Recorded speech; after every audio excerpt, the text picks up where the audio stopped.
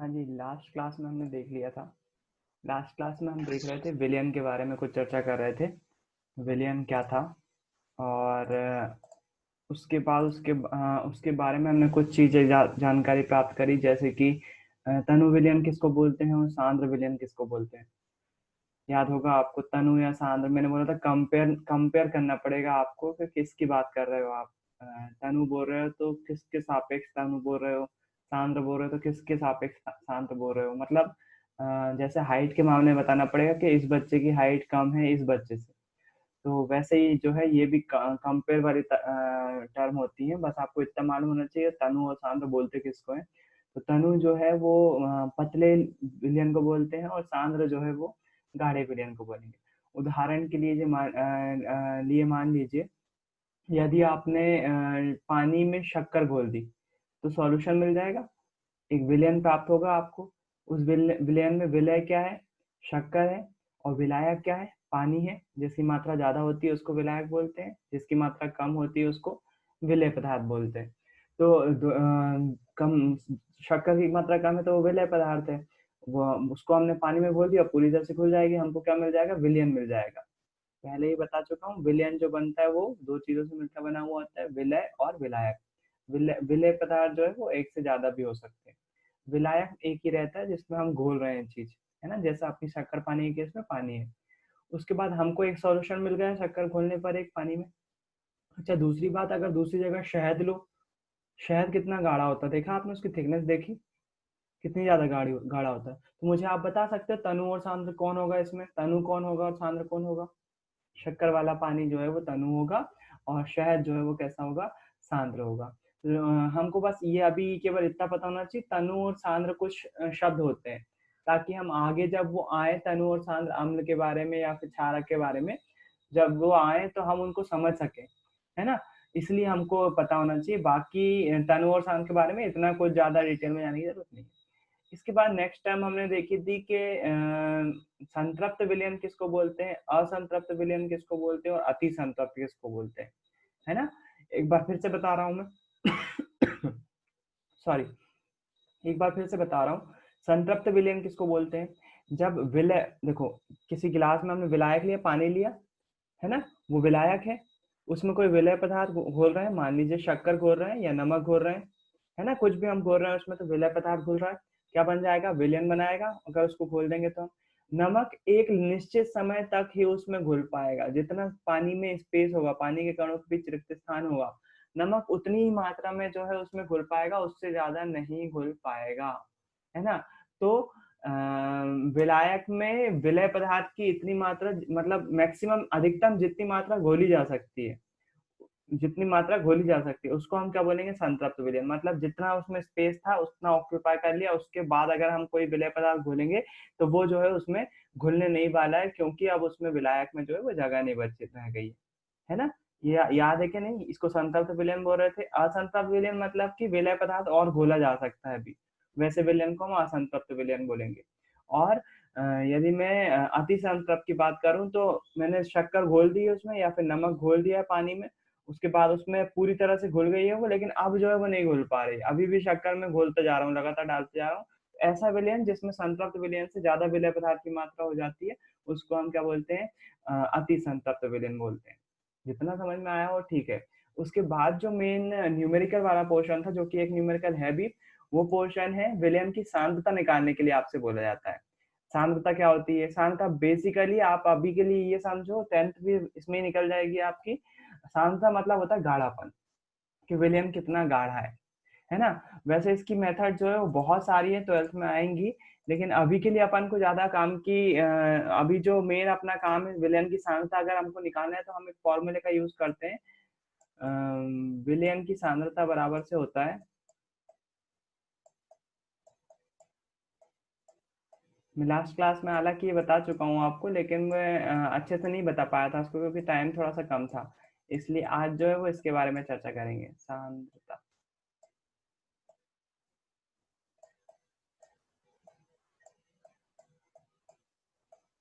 विलयन की सांद्रता बराबर से होता है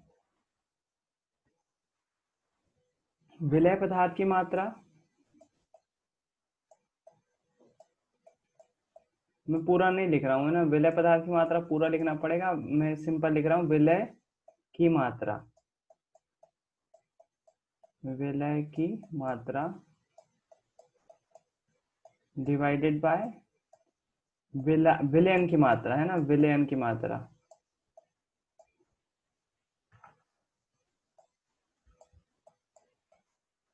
ये सिंपल सा फॉर्मूला होता है, विलयन की मात्रा। अच्छा, इसी में जो है एक और फॉर्मूला होता है इसके अलावा, इसको हम जो है वो विलयन की मात्रा ना बोल के विलायक की मात्रा ही बोल सकते हैं। ये भी सेम फॉर्मूला ही है।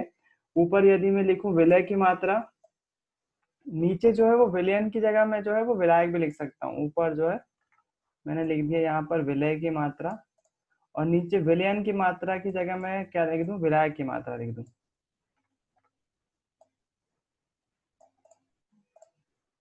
विलयन की जगह क्या लिख दूं, विलायक।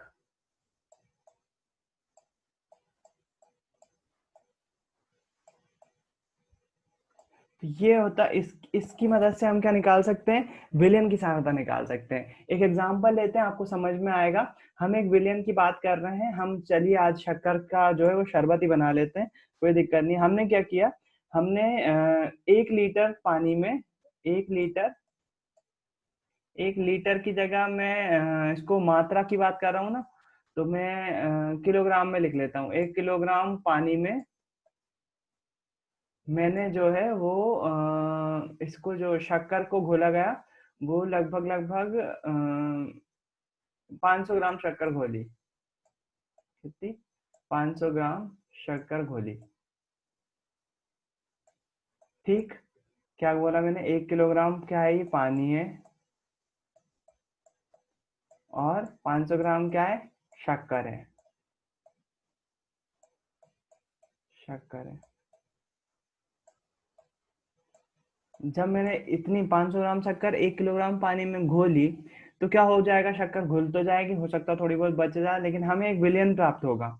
उस विलयन में विलायक कौन होगा, विलायक जिसकी मात्रा ज्यादा है वो होती है, तो पानी होगा उसमें विलायक। और विलय पदार्थ कौन होगा, विलय पदार्थ होगी शक्कर। तो विलय और विलायक में तो कोई कंफ्यूजन नहीं है, है ना।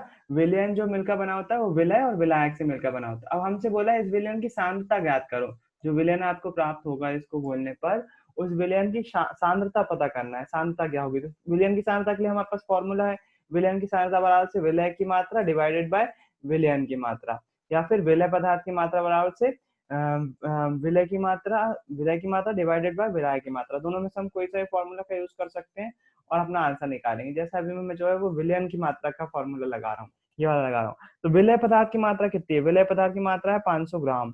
अच्छा, एक बात और है यहाँ पर, हम एक प्रकार का ही मात्रक लेंगे, यदि ऊपर ग्राम ले रहे हैं तो हमें नीचे भी ग्राम में लेना पड़ेगा।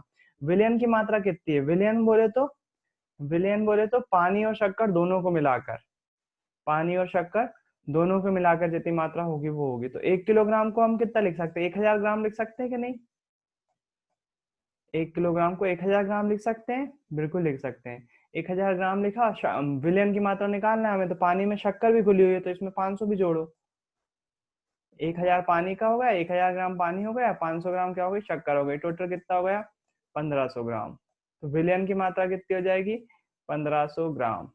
हम डिवाइड कर देंगे, 1500 ग्राम का डिवाइड कर देंगे 1500। 2 जीरो से 2 जीरो कैंसिल हो जाएंगे, 5 से काटो, 5 एकम 5, 5 दिया 15, 1/3, 1/3 आ गया। यानी कि इक्वल्स टू में 3 का भाग देंगे, 1 में भाग नहीं जा रहा इसलिए 0 लगाया, दशमलव लगाया, 3 तिया 9, है ना। 0.3 आ जाएगी काय की विलयन की सांद्रता। विलयन की सांद्रता कितनी जाएगी, 0.3। ठीक है, विलयन की सांद्रता निकालना है।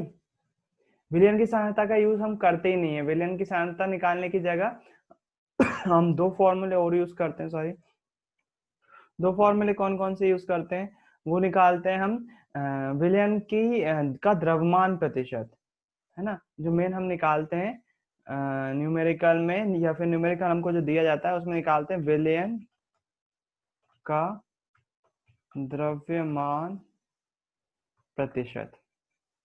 विलयन का द्रव्यमान प्रतिशत निकालते हैं, है ना। तो विलयन का द्रव्यमान प्रतिशत निकालने के लिए हमें पता होना चाहिए विलय का द्रव्यमान, विलय का द्रव्यमान, और इसको हम डिवाइड करेंगे विलायक के द्रव्यमान से, या फिर आप बोल सकते हैं विलयन के द्रव्यमान से, विलयन का द्रव्यमान, है ना। विलय के द्रव्यमान को डिवाइड कर देंगे विलयन के द्रव्यमान से, तो हमें क्या मिल जाएगा। अच्छा, परसेंटेज निकालना है, तो पहले परसेंटेज निकालना सीख लें अपन, है ना। परसेंटेज कैसे निकालते हैं, तब जाके हम जो है यहाँ 100 क्यों मल्टीप्लाई कर रहे हैं वो सीख पाओगे आप। चलो जनरल नॉलेज की बात कर लेते हैं, हम परसेंटेज कैसे निकालते हैं। ये फॉर्मूले पे मैं फिर से आ जाऊंगा। परसेंटेज निकालने के लिए आपको मालूम होना चाहिए कि परसेंटेज निकालने के लिए हमें जो है वो देखो, एक सिंपल सा फॉर्मूला है परसेंटेज का, जो कि आपको याद होना चाहिए। और वो मेरे को तो याद है, पता नहीं कैसे, लेकिन आपको भी हो जाएगा याद अगर मैं आपको बताऊंगा तो। जो प्रतिशत का फॉर्मूला होता है, प्रतिशत, प्रतिशत का मतलब क्या होता है, प्रति मतलब कि पर बोलते हैं ना, पर आवर, पर किलोमीटर। प्रतिशत, शत मतलब 100, तो प्रति 100, पर 100, 100 में से आपको कितने नंबर मिले वो बता रहा होता है ये, है ना। तो प्रतिशत, प्रतिशत, शत मतलब 100, 100 में से कितने आपको मिले वो बता रहा होता है प्रतिशत। तो प्रतिशत का सिंपल सा फॉर्मूला है प्राप्तांक, प्राप्तांक बटे पूर्णांक। ये याद रखोगे ना आप, तो कभी आप प्रतिशत का फॉर्मूला नहीं भूलोगे। प्राप्तांक बटे पूर्णांक, प्राप्तांक बटे पूर्णांक गुणित 100, ये होता है प्रतिशत का फॉर्मूला, है ना। इसको अगर आप भूलोगे नहीं तो आपको कभी प्रतिशत निकालने में कभी दिक्कत नहीं जाएगी। प्राप्तांक बोले तो आपको जितने नंबर मिलते हैं, पूर्णांक मतलब जितने से में से मिलते हैं। मान लीजिए उदाहरण के लिए 9th क्लास में आपको जो है वो टोटल 500 नंबर का पेपर हुआ, पूर्णांक कितना है 500। 500 में से जो है वो आपको, आपके जो नंबर आए वो आए 400। आपको 500 नंबर का पेपर हुआ, 500 में से कितने परसेंट आए, 400% आए। आप मल्टीप्लाई कर दोगे 100 का, 2 जीरो से 2 जीरो काट दो, जहां के भी काटना हो आपको। ये काट दिया, इससे भी काट सकता था मैं। 4 का मल्टीप्लाई करेंगे 100 में, 100 का मल्टीप्लाई लिखा हुआ है ना। मल्टीप्लाई मतलब इसका 100 का मल्टीप्लाई करना है मतलब ऊपर ही करना पड़ेगा, आप नीचे नहीं कर सकते मल्टीप्लाई। तो 4 का मल्टीप्लाई 100 में करूंगा तो मैं कितना जाएगा, 400 डिवाइडेड बाय, नीचे कितना बचा था, 5 बचा था, 5 से काट दो, 5 अट्ठे 40, 5 जीरो का जीरो जीरो लगा देंगे, 80%। मतलब आपको कितने नंबर मिले होंगे, 80% मिले होंगे। बात समझ में आई क्या बोलना चाह रहा हूं मैं। सिंपल सी बात है, आपको जितने नंबर मिले उतने उसमें डिवाइड कर दो पूरे का, जितने पूरे नंबर थे मल्टीप्लाई कर दो 100 का, तो आपको जो है वो हमेशा आपको 100 में से कितने नंबर मिले वो पता चल जाएंगे। अब आपको देखना यहाँ पर जो आपको नंबर आए थे, वो नंबर आए थे, बोले आपको 400 नंबर मिले हैं। कितने में से मिले हैं, 500 में से मिले हैं। इससे आपको थोड़ा बहुत अंदाजा होगा क्या कि आपको कितने नंबर मिले हैं, 500 में से 100 ही नंबर कम तो मिले हैं। इससे ठीक अंदाजा नहीं होता। वही हम परसेंटेज में बात करेंगे, आपको भैया 100 में से जो है वो आपको 80% मिले हैं। तो यहाँ हमको थोड़ा अंदाजा, हमारा एक्यूरेसी बढ़ जाती है कि यार 20% हमारे कम है अभी, 20% कैसे बढ़ाए जा सकते हैं, या फिर 20% पे कैसे मेहनत की जा सकती है। हमने कितनी मेहनत करी थी कि हमारे 80% आए, और कितनी मेहनत करना पड़ेगी कि और बढ़े परसेंटेज। इससे जो है हमको और ज्यादा अंदाजा जो है हमारा पुख्ता होता है। पुख्ता मतलब कि एक्यूरेसी आती है हमारे अंदाजे में।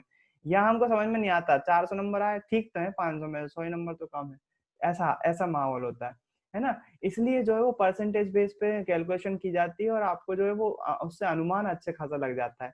परसेंटेज कैसे फाइंड करते हैं, प्राप्तांक बटे पूर्णांक, सॉरी, प्राप्तांक बटे पूर्णांक। प्राप्तांक मतलब कि आपको जितने नंबर मिले हैं, पूर्णांक मतलब कि जितने में से। तो मेरे ख्याल से प्रतिशत निकालना आपको बहुत सारे बच्चों को आता भी होगा। मैंने एक बार फिर से रिपीट कर दिया। अब वापस आते हैं विलय का प्रतिशत, द्रव्यमान प्रतिशत। अच्छा, विलयन का द्रव्यमान प्रतिशत निकाल रहे हैं, तो हमें क्या पता होना चाहिए, विलय का द्रव्यमान, जितनी मात्रा हमने उसमें घोली उसका द्रव्यमान पता होना चाहिए, और बटे में होना चाहिए विलियन का द्रव्यमान, विलियन का कितना द्रव्यमान है, और मल्टीप्लाई कर देंगे क्या 100 में। देखो विलियन पूरा होता है ना, अपन को याद होगा पूरा, टोटल पानी में शक्कर घोल दी तब विलियन बना था, तो विलियन का द्रव्यमान पूरा होगा, फिर उसके बाद उसमें से विलय का कितना मिला, इतना, तो उससे मल्टीप्लाई कर देंगे 100 से, तो हमको क्या मिल जाएगा, विलय पदार्थ का द्रव्यमान मिल जाएगा। चलो एक न्यूमेरिकल करते हैं, आपको एक न्यूमेरिकल देते हैं, बुक का न्यूमेरिकल उठा लेते हैं, कोई दिक्कत नहीं है अपन को। कशिश टिकरिया लेट आ रहे कशिश।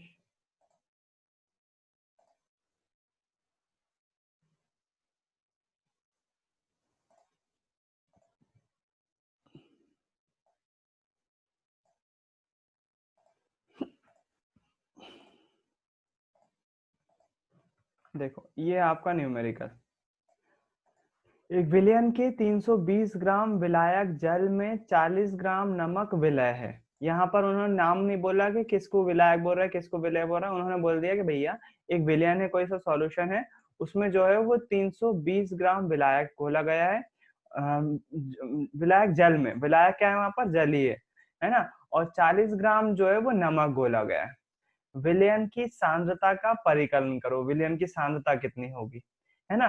तो दो तरह से निकाल सकते हो आप, या तो आप वैसे निकाल लो, क्या बोलते हैं, जैसा अपन ने पहला फॉर्मूला देखा था, विलयन की सांद्रता बराबर से क्या होता है, विलयन की सांद्रता बराबर से होता है विलय पदार्थ की मात्रा डिवाइडेड बाय विलायक की मात्रा, वैसे भी निकाल सकते हो आप, और डायरेक्ट इस फॉर्मूले का यूज करके परसेंटेज में भी निकाल सकते हो कि कितना परसेंट जो है वो विलय का द्रव्यमान कितना परसेंटेज है ना। पहले हम इससे निकाल रहे हैं, फिर मैं उससे निकाल के भी बताऊंगा आपको, वो वाले फॉर्मूले से भी करके देखेंगे अपन, है ना। यहाँ पर अभी हम क्या करते हैं, यहाँ पर सबसे पहले न्यूमेरिकल सॉल्व करने के लिए हम जो है वो लिख लेते हैं।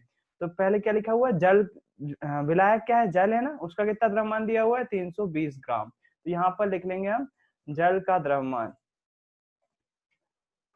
जल का द्रव्यमान दिया है करके लिख लेंगे, जल का द्रव्यमान कितना दिया हुआ है, 320 ग्राम दिया हुआ है, 320 ग्राम। इसके बाद क्या दिया हुआ है हमें, 40 ग्राम नमक विलय है ना, तो क्या लिखेंगे, नमक का द्रव्यमान, नमक का द्रव्यमान,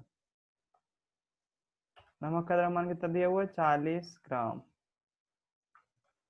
अच्छा एक काम करना चाहिए आपको हमेशा, ये जो बराबर है एक दूसरे के सीध में आना चाहिए, जब भी दिया है लिखते हैं ना हम, तो ये बराबर जो है वो एक दूसरे के सीध में आना चाहिए, बिल्कुल एक दूसरे के, मतलब लगभग लगभग नीचे रहना चाहिए, एक दूसरे के बिल्कुल ऐसे रहना चाहिए, एग्जैक्टली इस पोजिशन पर होना चाहिए थी। हमको क्या याद करना है, सांद्रता पता करना है, तो सांद्रता के लिए फॉर्मूला क्या है, सांद्रता के लिए फॉर्मूला ये, तो हम बाकायदा सांद्रता का विलयन के द्रव्यमान प्रतिशत का फॉर्मूला लिखेंगे यहाँ पर, ये आ गया द्रव्यमान प्रतिशत का फॉर्मूला, इस फॉर्मूले में हम वैल्यू पुट करेंगे, अब प्रतिशत निकालना है। विलय का द्रव्यमान कितना है, विलय कौन है, जल है कि नमक है, कौन है विलय, नमक लिख दिया मैंने, यहाँ नमक है ना, ये नमक विलय कौन है, जल है कि नमक है, जिसकी मात्रा कम होती है उसको विलय बोलते हैं, तो क्या है, नमक है। नमक का द्रव्यमान कितना है, वो लिख देंगे हम 40 ग्राम डिवाइडेड बाय विलयन का द्रव्यमान। अब विलयन का द्रव्यमान पूछा है, विलायक का नहीं बोला, ध्यान रखिएगा, विलयन बोले तो इन दोनों का मिक्सचर, इन दोनों को मिलाने पर हमको जो मिलेगा वो रहेगा विलयन का, मतलब नीचे क्या आएगा, 320 विलायक प्लस 40 विलय, ये दोनों मिलकर क्या बनाएंगे, विलयन का द्रव्यमान बनाएंगे, ये दोनों मिलकर क्या बनाएंगे, विलयन का द्रव्यमान बनाएंगे। तो हम इसको जो है वो सॉल्व कर लेंगे, पहले कुछ भी मल्टीप्लाई डिवाइड करने से पहले जो है बटे में जो नीचे एडिशन है उसको जोड़ लेंगे हम पहले, तो 40 डिवाइडेड बाय 320 और 40 360, 360, जीरो से जीरो काट दो, आप चाहो तो पहले ही मल्टीप्लाई कर दो यहाँ पर 100 का, तो कितना हो जाएगा 400/36, 400/36, 4 से काटे, ये कटेगा, काटना आता है ना आप लोग को, 4 एकम 4, 0 0, 4 नमा की 36, तो आ जाएगा 100/9, 100/9 को सॉल्व करेंगे तो कितना जाएगा, 9 एकम 9 बचा 1, 9 एकम 9 बचा 1, दशमलव लगाया, 0 बढ़ गया, 9 एकम 9 11.11% आ जाएगा, ये परसेंटेज में आया, मतलब क्या विलय पदार्थ की ये अपन से क्या पूछा था, विलयन की सांद्रता का परिकलन करो तो सांद्रता कितनी होगी, सांद्रता होगी 11.11, दशमलव के बाद 11 नहीं बोलेंगे, ध्यान रखिएगा, 11.11%। दशमलव के बाद अंकों को इंडिविजुअली गिना जाता है, तो 11.11% होगी इसकी सांद्रता। अच्छा, अपन ने वो जो पहला फॉर्मूला पढ़ा था उससे भी निकाल सकते हैं अपन। तो पहला फॉर्मूला क्या पढ़ा था? पहला फॉर्मूला देखा था हमने, विलयन की सांद्रता बराबर से होती है, विलयन की सांद्रता बराबर से होती है विलय की मात्रा, विलय की मात्रा, यहाँ ए की मात्रा आएगी ना, विलय की मात्रा डिवाइडेड बाय विलयन की मात्रा की मात्रा।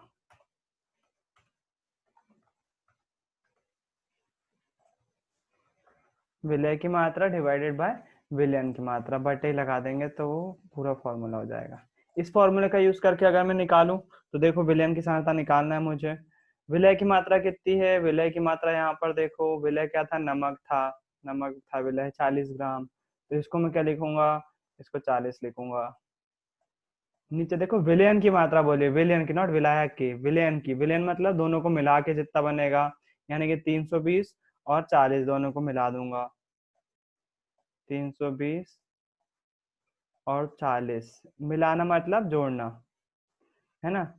दोनों को जोड़ूंगा तो कितना आएगा? 40 बटे 320 और 40, 360।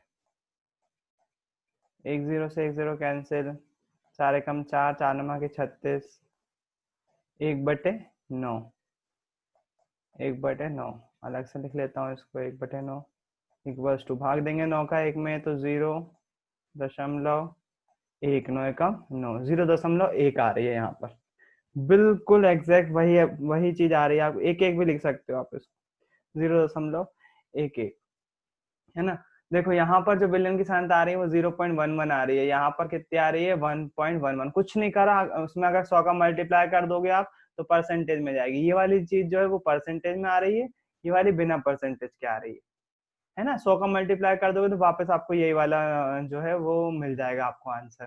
तो उसमें घबराने वाली बात नहीं है। फॉर्मूला देखो दोनों ही अलग अलग दिखते जरूर है, लेकिन है वो वही। यहाँ पर द्रव्यमान, यहाँ पर भी द्रव्यमान निकाला, यहाँ पर भी द्रव्यमान ही निकाल रहे हैं अपन। यहाँ पर जो है वो जनरल फॉर्म में दिया हुआ था, विलय की मात्रा बस दे दिया था कि मात्रा क्या होती है ना। और यहाँ पर जो है उन्होंने बाकायदा फॉर्मूला बनाया हुआ है कि द्रव्यमान, विलय का द्रव्यमान डिवाइडेड है विलयन का द्रव्यमान। मेरे ख्याल से समझ में आ गया होगा न्यूमेरिकल। एक न्यूमेरिकल आपको मैं जो है वो घर के लिए दूंगा, आपके व्हाट्सएप ग्रुप पर उसको शेयर कर दूंगा मैं, आप उसको करिएगा, आप आसानी से बन जाएगा, कोई दिक्कत नहीं जाएगी। दिक्कत जाएगी तो अपन क्लास में फिर से सॉल्व कर लेंगे। तो ये थी आपकी विलय विलय जो विलयन होती है उससे जुड़ी हुई सारी बातें। बुक पे एक बार आते हैं, इसमें घुलनशीलता की डेफिनेशन दी हुई है। घुलनशीलता की डेफिनेशन और देख लेते हैं। घुलनशीलता किसको बोलते हैं? किसी निश्चित तापमान पर उतना ही विलय पदार्थ घुल सकता है जितने की विलयन की क्षमता होती है। दूसरे शब्दों में कहें, दिए गए निश्चित तापमान पर यदि विलयन में विलय पदार्थ नहीं घुलता तो उसे संतृप्त विलयन कहते हैं। तो मैंने आपको बताया संतृप्त विलयन क्या बोलेंगे, विलय पदार्थ और अधिक नहीं घुल पाएगा तो उसको संतृप्त विलयन बोलेंगे। विलय पदार्थ की वह मात्रा जो इस ताप पर संतृप्त विलयन में उपस्थित है उसकी घुलनशीलता कहलाती है ना। सिंपल मतलब दिए गए तापमान पर विलय पदार्थ की मात्रा, जितनी मात्रा हम उसमें पूरी तरह से संतृप्त कर देती है, उसको संतृप्त विलयन बना देती है। तो विलय पदार्थ की उतनी मात्रा क्या कहलाएगी? उसकी घुलनशीलता कहलाएगी। कि विलय पदार्थ जो है भैया इतनी मात्रा में घुलनशील है, इसलिए यही क्या कहलाएगी? इसकी संतृप्त विलयन की घुलनशीलता कहलाएगी। तो ये घुलनशीलता की डेफिनेशन थी।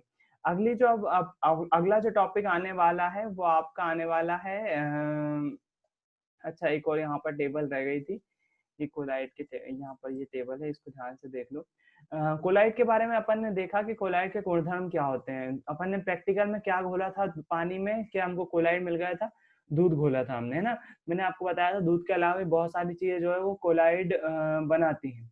ये वाली टेबल जो है उसका उदाहरण है। अच्छा, यहाँ पर अब बात आ जाती है यहाँ पर परिक्षिप्त प्रावस्था और परिक्षेपण माध्यम। तो जो कोलाइड बने होते हैं, कोलाइड्स बने हुए होते हैं, इन दोनों से मिलकर बने हुए होते हैं। परिक्षेपण परिक्षिप्त प्रावस्था और परिक्षेपण माध्यम, इन दोनों चीजों से मिलकर क्या बनते हैं? कोलाइड बनते हैं, है ना? जैसे उदाहरण के लिए परिक्षिप्त प्रावस्था क्या होती है? परिक्षिप्त प्रावस्था मतलब कि उसके कण किस रूप में मौजूद है। उदाहरण के लिए अगर हम दूध की बात करें, तो दूध के कण किस अवस्था में मौजूद है? ठोस, द्रव, गैस किस अवस्था में मौजूद है? तो आप देखोगे वो द्रव अवस्था में मौजूद होते हैं, है ना? और परिक्षेपण माध्यम किसको बोलते हैं? वो किस माध्यम में है? वो अगर दूध, जैसे पानी के दूध के उदाहरण लें, तो दूध के कण किस माध्यम में घुले हुए हैं? अगर हम पानी में घोल दें उसको, तो फिर भी हमको दूध का कलर प्राप्त हो जाएगा, तो वो पानी में घुले हुए रहते हैं। तो यहाँ पर देखो दूध का उदाहरण में दिया हुआ है, परिक्षिप्त प्रावस्था भी द्रव है और परिक्षेपण माध्यम भी द्रव है ना? प्रकार इमल्शन है, दूध, फेस क्रीम, ये सारी चीज जो है वो इसी के उदाहरण। पहला देखो, पहला दिया हुआ है परिक्षिप्त अवस्था प्रावस्था द्रव और परिक्षेपण माध्यम गैस। प्रकार क्या है? एरोसॉल का है। और उदाहरण है कोहरा, बादल, कुहासा।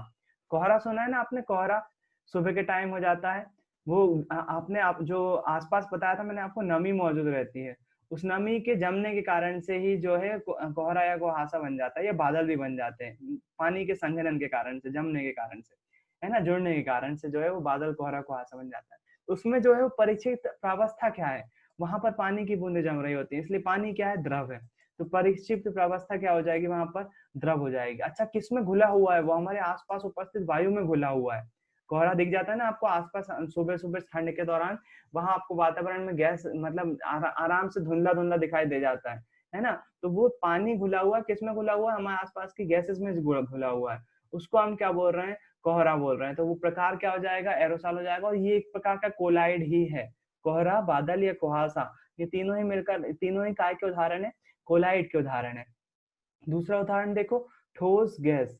ठोस मतलब उसकी अवस्था, और गैस जो है वो घुली हुई है, गैस में घुली हुई है। एरोसॉल बना है धुआं। स्वचालित वाहन का निथार।